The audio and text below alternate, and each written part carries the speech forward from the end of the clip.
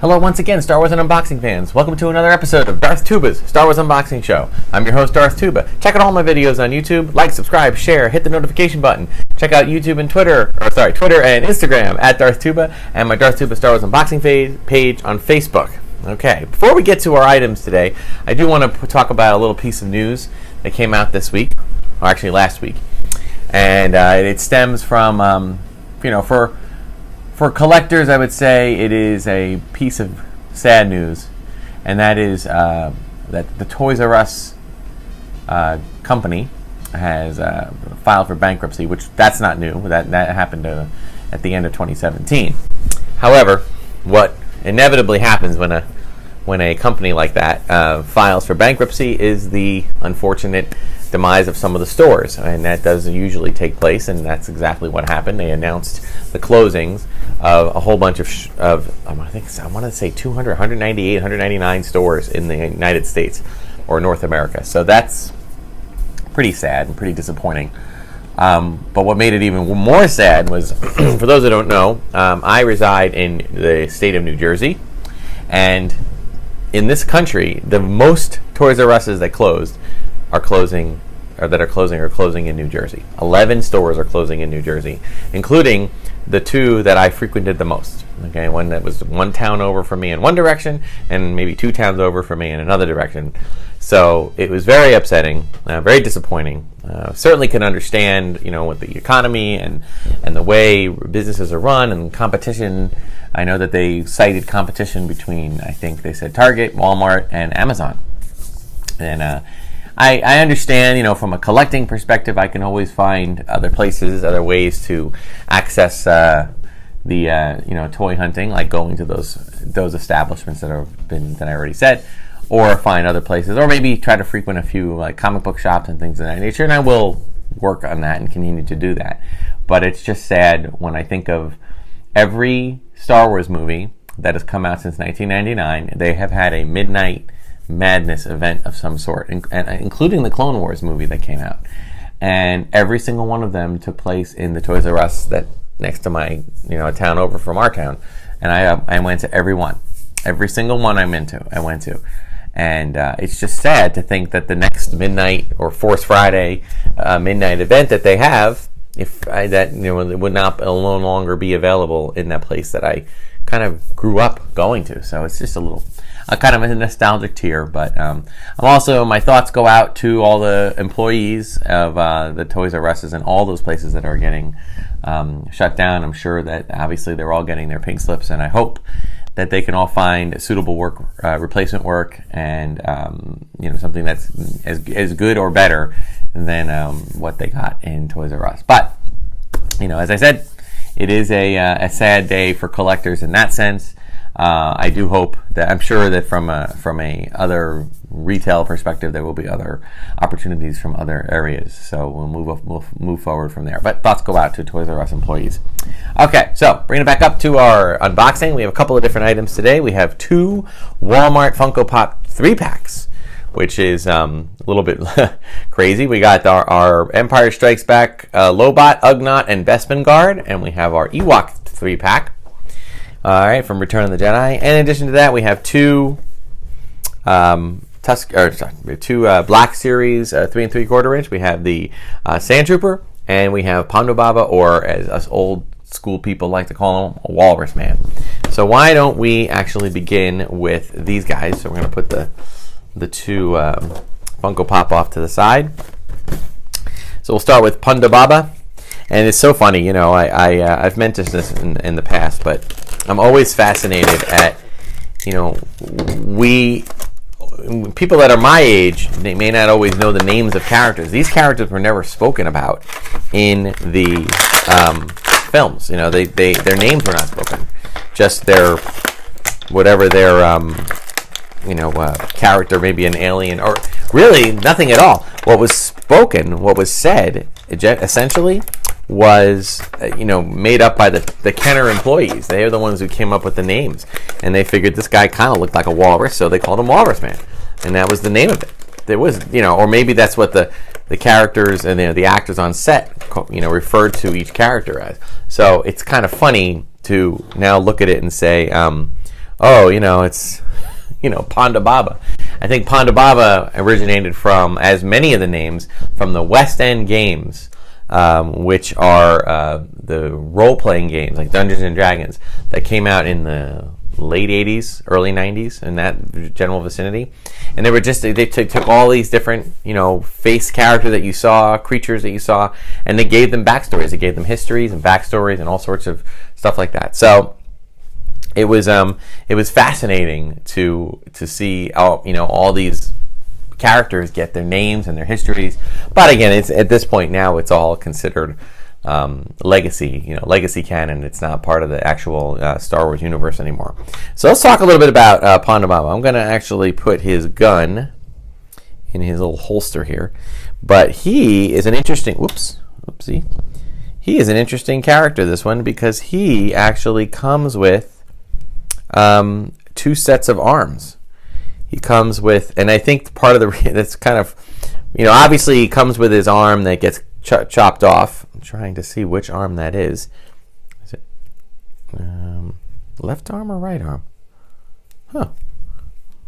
Interesting. I am not sure. Well, you know what? I am not going to force the issue on that, but I am going to change his hands. Because right now, it is incredible to see the kind of hands that they came with. He comes with these. They look like claws. I mean, from the front, they look like they would be claw, like the top of like shellfish claws, and on the bottom they look like just a couple of appendages sticking out. They look kind of weird. And I do recall that they said that he did come with he had a very, the figure kind of gave him like really weird claws, but then it was later determined that he should have hands. So I'm going to give him this figure came with the choices of hands. So I'm going to give him his hands, and I'm going to give him he came with a glass from the bar. So I'm actually, or can I do it that way? No, I think I'll do it with this hand. Yeah, that's better. I'm going to put him in there. In addition, I see. He also has there is the entire arm comes off, and then you have the ability to have a spare arm. I am going to put this together, but let's leave this apart. Leave this separate from the figure, and I'll just kind of keep him like this with his furry but with digit arms, his glass from his drink, his blaster at his side, and his extra appendages off on the side here. So there is Ponda Baba.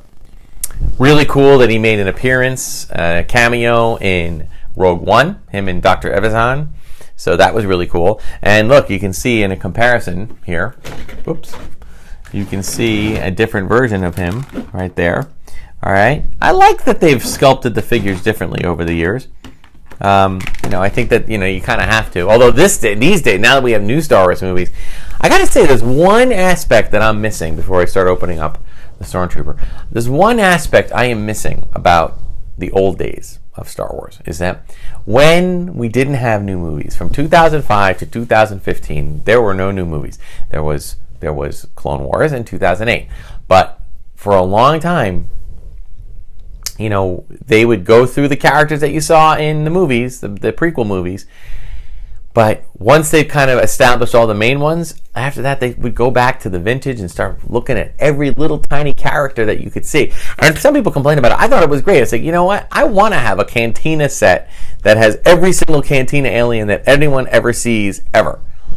I think that's fantastic. That's why so many people were customizing figures so much. They would just take figures and sculpt them into whatever they wanted, because they just figured that there weren't going to be any more new ones. Well, now that there are new ones, it's kind of interesting to see how many they come up with. But now with the new movies, it's great. And don't get me wrong, I love the new movies. I love that we have new movies. Thank you, Disney and Lucasfilm, for giving us new Star Wars movies. But in doing so, they and only making them every 2 years, or in the case now with the standalone films, every 1 year, and now in the case of Solo, a Star Wars story, 6 months.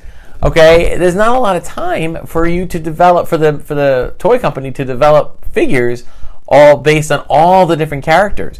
So for example, for The Force Awakens, we got a lot of different figures, but there was a lot that they just kind of skipped over because we were already into the next movie. We were already into Rogue One, and they had a lot of figures from Rogue One, but they skipped over a lot too. Like that Weasel guy, the one like Warwick David plays. I want that figure. You know, I mean, I think he might come from another set, but I'm just saying that there's a lot of figures that they didn't get to yet, and I'm hoping that they go back and revisit. I'm hoping that there's a little breathing space from Lucasfilm, and, you know, maybe once every 18 months, I think, is a good way to, you know, release movies. I mean, but no more than a year. I hope we don't go every 6 months. Well, maybe they want to try to do that. We'll see what happens. But I just hope we can, with the toy company, you know, Hasbro, will continue to push the envelope with different types of figures that are offered, just because, you know, I think that's kind of cool. I know that they have an issue. They have to make sure that the Lukes and the Hans, and nowadays the Reys and the Finns and the Poes and the Kylos are all covered, but still, it would be nice. All right, moving on. We got the Stormtrooper, or the Sand Trooper, I should say. And he comes with all sorts of goodies here. He's got his, he's got his backpack. I like to call it his Ghostbuster backpack. He's got his... let's see here. Is that the way we're doing it? Or no, I think it goes the other way. I think it goes above. Let's get that there. Come on. Yeah. He's got his backpack. He's got his little, like his long rifle. You know, and I wonder if I can... I'm going to actually... I'm actually going to use the backpack as a way to kind of hook the rifle. There we go. And he's got his other blaster. And again, for those who don't know, the Black Series 3 3/4 inch figures are the much more articulated figures. So they have hip joints and knee joints and ankle joints and all sorts of joints. Okay, which makes them a much more realistic looking, but it also makes them a little harder to stand up as I stand him up in one shot. And it also comes with one of the spy droids, or one of the reconnaissance droids from episode 4, Star Wars A New Hope Special Edition. So I'll put him down there. Now I gotta say, there's been a lot of backlash about the special editions, okay? And I can admit to some of it being understandable from a certain point of view, as they would say. But I honestly gotta say, I was so excited to go into the movie theater and see those movies in the movie theater again. Because again, we gotta remember, 1997. You're talking 21 years ago. This was not something that you did. This was not something that happened. Instead, you'd watch it on your tapes, you know, or maybe your DVDs. But you did not watch it on the movie screen, unless you went to like a charity screening or something.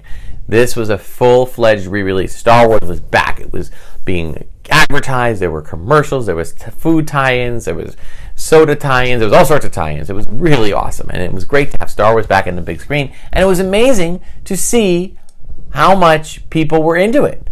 And yes, it had some special editions. But you know what? People talk about the special editions. That they talk about Jabba. And they talk about how Greedo, you know, shot first or whatever. I mean, you know what? I think for Jabba, if it weren't for them creating the tech for Jabba, then, okay, as some people might say, not necessarily me, but as some people might say, as horrible as it looked, it would you know, push the envelope for new technologies that we are enjoying today. Look at what they did with Grand Moff Tarkin in Rogue One. You can't do that without experimenting and trying new things and upkeeping it and getting it better. And it was an original scene that George Lucas shot, so he always intended for it to be there. So I say leave it alone. The Han shot first, Greedo shot first. I could really care less. All right, I understand. I couldn't care less. I couldn't care less. I have to say it right.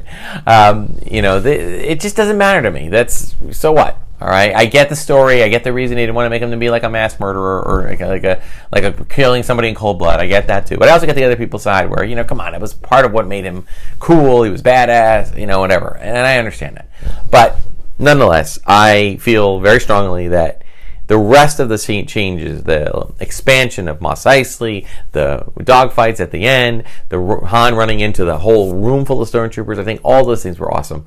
I think these little additives, you know, around the Rontos and all these things, making the city a little bit more sprawling, even though it was a barren area, I think were really good. So, special edition, Yes, and now I think one of the releases of the DVDs you could get the regular edition. I have not watched the regular edition one time since the special edition came out. So those are my editions. I'm good with it. All right, and if they want to make more special editions, be my guest. But now that George Lucas has kind of taken, sold it off, I doubt that's going to happen. All right, so let's move on. We'll go in movie order. So we have an Empire Strikes Back 3-pack here. So let's get them out. Okay. The Funko Pop thing, I'm enjoying. I do feel that it's a challenge to collect them all, as they would say. All right, because let's face it, there's just only so much room one can have. Oops, poor Lobot lost his thing there. There we go.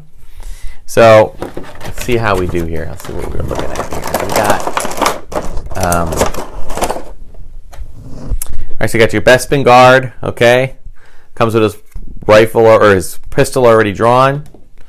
And you got your Lobot. Underappreciated character Lobot, and there's a lot of deleted scenes in the Blu-ray of Lobot getting a little more action. So, wish they had done a little more with him. And then, of course, the Ugnaughts. And when you think about it, the Ugnaughts, think about this. Think about Empire Strikes Back. One of the only creatures that you see in all of Empire Strikes Back. You have the Tauntaun, and you have Yoda, right? And the Wampa. And after that, aside from all the critters on Dagobah, this is it. Bespin, this is the only alien creature that you see. Woo. These guys are in pretty good bobble. They have a pretty good bobbleness to them. That's nice. All right, so I'm giving it up for a little shout out for the Ugnaughts. That's really cool. Okay, now lastly we have our Ewoks. Oh, and here we are again with the things that the fanboys hated. And the thing is, and what I always tell people too is this. Whoops. Sorry. Poor knocked it. Well, there he goes. The Ewoks are knocking over the Stormtrooper. That's what happens. So yes, Ewoks were not very well received by an older fan of the movies. Now I was younger. I was about 12 years old. So for me, Star Wars, Empire, and Jedi were like, it was as if the movies were made for me. Okay? It was as if the movies were made for me. And I say that because, they really were. They were designed for kids, and I was a kid. And that's what, I understood that. I made, I appreciated them. And I always loved the Ewoks. I didn't understand. I only read it later, and again, no internet back then. So you're looking at it at Starlog magazine. And you're looking at the editorial section where people wrote in letters to the editor, and they're talking about Ewoks, how much they hated the Ewoks. I'm thinking to myself, really? Were the Ewoks that bad? I don't know. I thought they were cute, and then they could kick some butt, and and Chewie was in there with them. It wasn't like they were doing it all themselves. The rebels were helping them. So I don't know. I kind of feel like people just need to, take a chill pill. And all right, it's okay if you didn't like them. You don't like the Ewoks, that's cool. I get it. You don't like the Ewoks, all right. As I said, it's just like the same thing with let's let everybody have their opinion. It's okay. Personally, I thought they were good. Okay, and there are plenty of YouTube channels out there where people hate on everything about Star Wars. So this is just one where I don't hate on it. So anyway, we have Tebow. Okay, I really got to say, of all the Ewok merch that's out there, I'm enjoying these Funko Pops better than anything else because of the detail. Even though he's like a bigger head and everything, you get a really good look at the design of the Ewok itself, the color scheme. They were very unique, and it was pretty cool to see. Then you have Chief Chirpa, right? You got his headdress on, you got his little horns, his spear, all right? And again, really cool detail, and again, really excellent bubblage. Okay, and then Chief Chirpa, Logray the Medicine Man, or Medicine Ewok, and got his, I always loved his skull helmet or whatever, or headpiece, because I always wanted to know what was that creature like when it wasn't just a skull. Like it was always one of those things. So really, really cool, and again, great detail all the way around. So some really, really nice stuff. So that is our slightly more extensive show this week. We have our Bespin Guard, Lobot, Ugnaught from Empire Strikes Back, Funko Pops. We have our, I gotta make sure I get them right, Tebow, Chief Chirpa, and Logray, Ewoks from Return of the Jedi, Funko Pop. And from A New Hope, we have our Walrus Man, or Ponda Baba, with optional losing arm. And we have our Stormtrooper, Sand Trooper, also from A New Hope, from the same scene area. And so, without even realizing, I'll be honest with you guys, I didn't even plan to have an item from the Episode 4, Episode 5, Episode 6. But a lot of this was also for the 40th anniversary, which we are now approaching the 41st anniversary. So we're well on our way to, reaching that big 5-0, which I think is going to be really, really fun. So I'm looking forward to that, although I'm not rushing it. I can't imagine how many movies we're going to have between now and then, how many more. It's going to be fantastic. So great time to be a Star Wars fan. Loving this. Before we go, I do want to mention that I am in the process of building the Ultimate Collector Series Millennium Falcon. It's working it. We're doing it. It is a slow go. There is a lot to that piece. And it's and for everyone who has, if you haven't built a Lego set lately, over the last 10 years, they have switched it up to where instead of just dumping the box in and having being all thousands of Legos and you have to piece through it, it's a little bit easier in that they make it in bags. Like there's bag 1, bag 2, bag 3, bag 4. Well, even this one, just to give you an idea, there are 17 bags. And no, there aren't really 17 bags. There are 17 sets of bags, meaning there could be multiple bags. There could be 3 or 4 that are bags 1, bags 2, bags 3. Okay, so to give you an idea of where I am at the point of this recording, I'm up to bag 7. Okay, so I still have a lot more to do. It's shaping up to look like it. Okay, but I will get it in there, and the high speed videos are going, so we're getting a nice little documented day by day, play by play of it. Okay, so it's coming. Just be patient; it'll happen eventually. So, thank you so much. Thank you for watching. Again, like, subscribe, share, get the word out. Hit the notification button so you know. Again, I generally try to drop videos on Sundays and Wednesdays. So hopefully you enjoy these, spread the word. Go back and check out some of my older videos. I have all ranges of stuff. I mean, this is a kind of a low-end, very inexpensive collectible. So, I can understand the lack of appeal of, unboxing versus the big, huge items. But, they're coming too. I have a few things on order waiting for them to come in. So we're excited for all that. So we're looking forward to it. Thank you so much. Check me out at Darth Tuba on Twitter and Instagram. Darth Tuba Star Wars Unboxing page on Facebook. Email me darthtuba77@gmail.com. Another giveaway is coming soon, so stay tuned. Until then, we'll see you next time. May the Force be with you.